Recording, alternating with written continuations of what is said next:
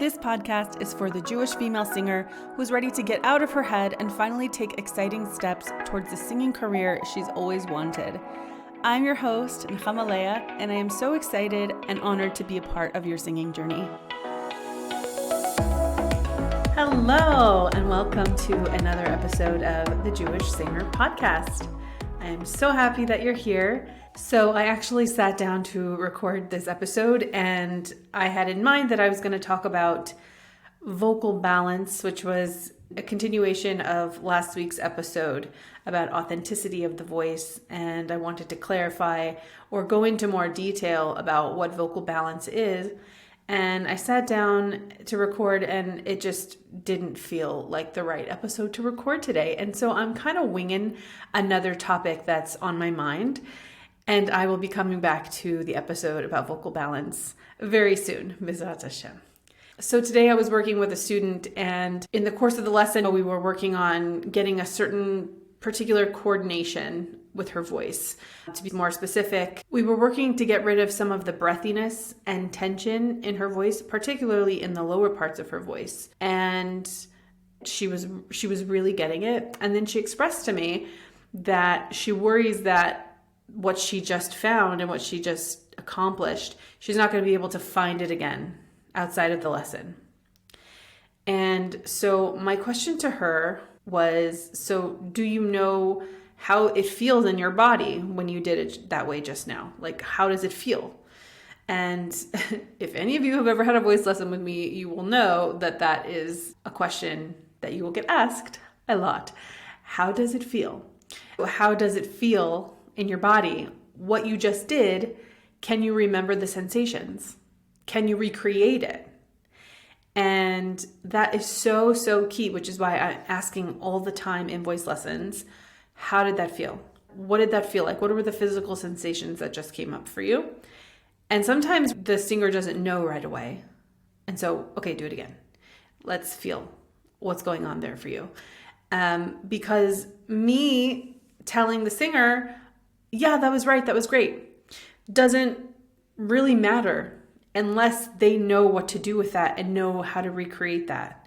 So when I say to a singer, how does that feel to you? It's really important that they can grab onto some type of physical sensation that will then be a guiding, a marker for them when they're practicing outside of the lesson. So in voice lessons and just in singing in general, there are two ways that I see this really coming up, and two important things to watch out for. And one is that you're not always listening to if it sounds right. You shouldn't always be listening to, am I right? Is this good? Or even, am I doing what my teacher asked? Because even if your teacher asked you for some, sound by giving you a tool to use, for instance, in the voice lesson this morning, we were working with this n.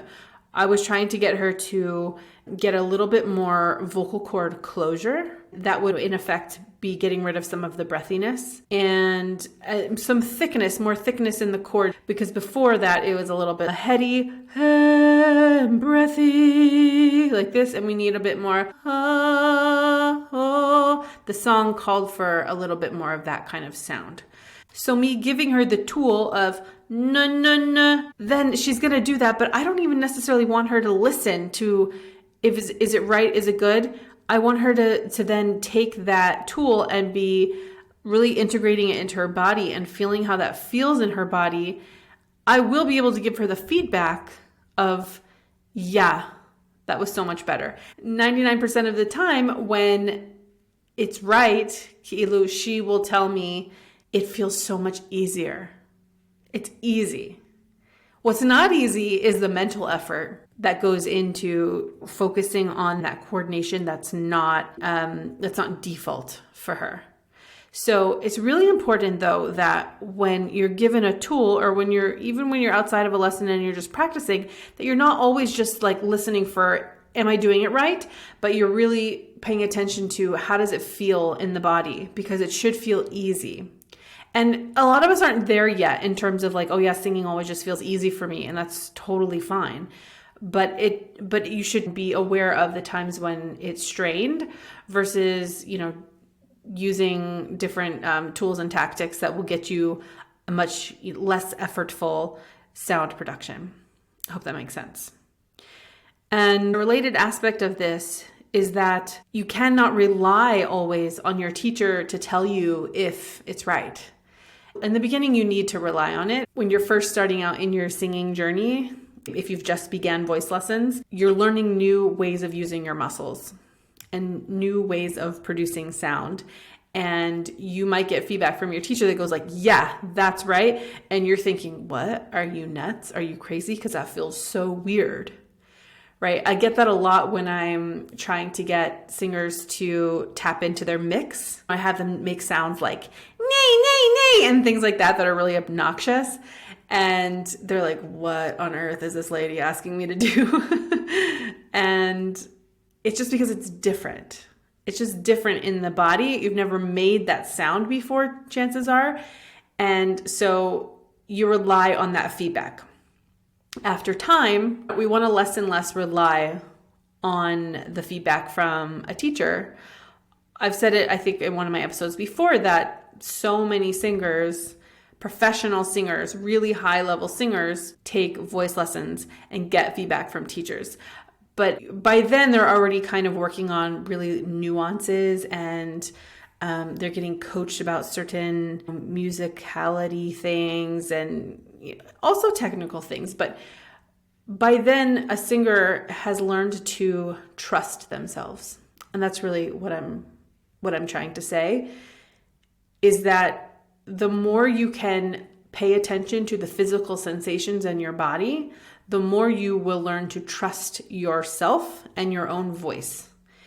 In a voice lesson, it's my job as the teacher to guide my students to find the balance that we're looking for in the voice. And again, I'll come back to what balance really is all about in another episode. But we're looking for, a certain sound production and a certain ease. So a release of tension. The singing should feel easy. And we're looking for clarity in the sound. And so it's my job as a teacher to be listening for the sounds that we want and to be looking out for any signs of strain or tension. And it's the student's job to be really aware in that whole process of how it's feeling. And then basically just keep chasing after that feeling, so to speak. Once you feel that feeling of ease, and we've got the clarity and we've got the power and the whatever else thing you're looking for in the sound, it's your job as the singer to just keep on that train, right? The problem usually crops up at first as the mind and the body not trusting the new way of doing things. And it goes like, I don't know, that doesn't, I never did it like that before. I don't think it's going to work. Our brain plays tricks on us. The brain is sending all these signals that, I don't know, that doesn't seem like a good idea. And then the body follows suit and tries to, sabotage the new thing that you're trying to do, or just locks up or gets tight, or whatever it is. And so the avoda is really quieting that doubt and having the courage and the curiosity to try something new and to be willing to fail, by the way. That's a big part of this, is that trying something new, even if you're brave enough to do that, you might think like, okay, I'm going to be brave enough to do this because I know it's going to be perfect on the other side of it. And that's not a guarantee either. So we really have to be in this space of like, okay, I'm just kind of here for the ride and I'm listening to what's going on in my body. And the result, or the sound at the end of the day, is kind of like just the bonus, just like the cherry on the top, but really like the process of the whole thing experientially and physically is really the ikar, is really the main thing. So basically what I'm saying is that throughout the process of learning a song or just singing a song you know really well, you should be tuning into what's happening on a physical level in your body. What sensations are you feeling? And emotions too, for that matter, because sometimes you realize that especially when you're working on some, specific technical goal, that there are emotions that come up. I had a student that I was working with just the other day.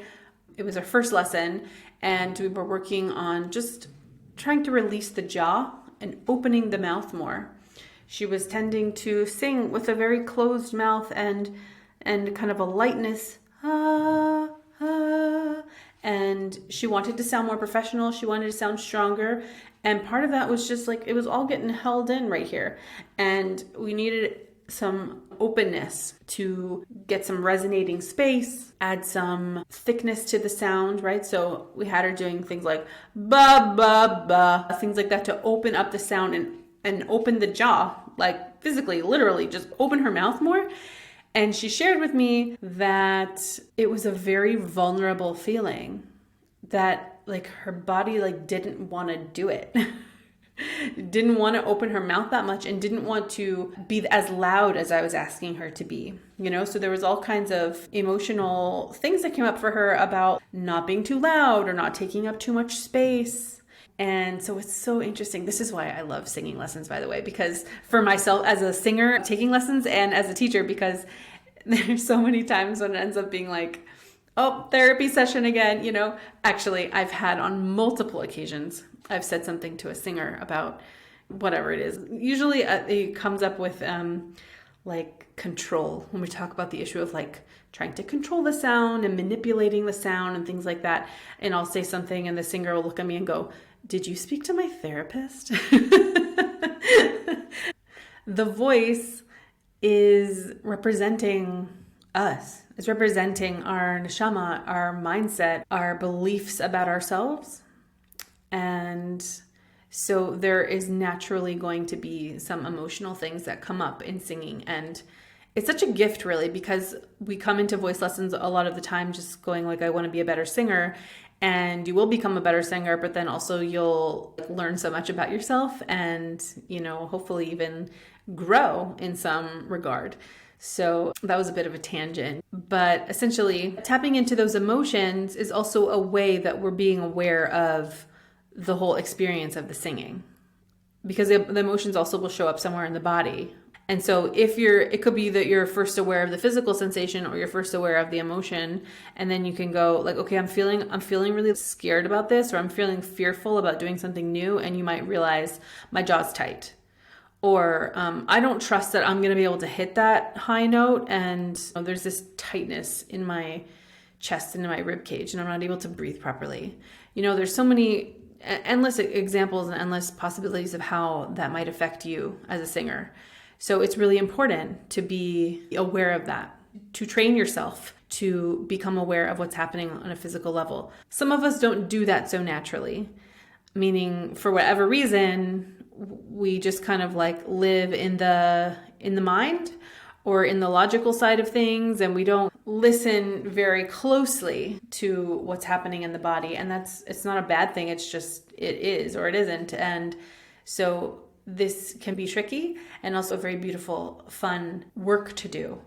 So I hope that made sense. And I hope it's clear that the reason I'm really like hammering this home is because I want each singer to really learn how to trust themselves and to guide themselves. So obviously, I love my job and I want to have my job and I want to work with all the singers that I work with, but I don't want to be in the position of my singers feeling like they constantly need me and cannot sing a phrase without first checking if it's right, because that's not a way to express yourself.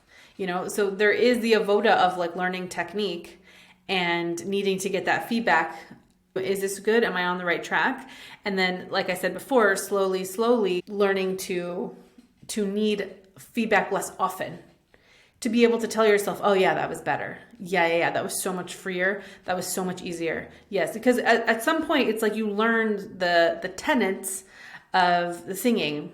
I know that this kind of vowel shape is going to help me with this kind of sound. I know that if I open my mouth a little bit more here, it's going to help me stay in chest voice a little bit better. There are certain things that you learn over time that are helpful for you and your voice. And then it's just a matter of implementing them in each different scenario that you find yourself in and playing around with it. and experimenting, right? You cannot be like, okay, no, I got to sit down. I got to do exactly what my teacher told me. And, I'm not getting it right. I'm not getting it right. Okay, throw right out the window. Throw perfection out the window and play around. Start to feel how different sounds are in your body. What feels better to you? What feels easier to you? What feels more authentic to you? What's more fun, right? We can't forget that enjoyment is a crucial part of this process. We are not here to be perfect robots. Nuh-uh. So I hope this is helpful and that you're getting a sense of ownership. Really, I want each of you singers to have that sense of, I am the boss of me. Like my daughter, my 5-year-old likes to say, I'm the machlita of my body. Okay, you're the machlita of your body, and you know when things don't feel right and when they do feel right. And sometimes, most times along the process, you might need some guidance and help to get you to where it feels easier to sing. But at the end of the day, it's up to you to know when that's aligning and for you to continue chasing, so to speak, like I said before, that sense of alignment and that sense of balance in your voice. So I bless you all that you should have lots of balance and alignment in your voice and in your life, and that you should always enjoy thoroughly the process of developing your voice. Thank you so much for tuning in. Please let me know how you're liking the podcast. Let me know if you have any aha moments or thoughts or requests on topics to cover on this podcast. I would love to hear from you. You can find me on Instagram at Nechama Music, or I will drop my email in the show notes if you prefer to email me. Please follow, rate the podcast, all the things that you can do on the platforms. And of course, if you have any singer friends that would benefit from this podcast, share it with them. Have a wonderful rest of your week and happy singing.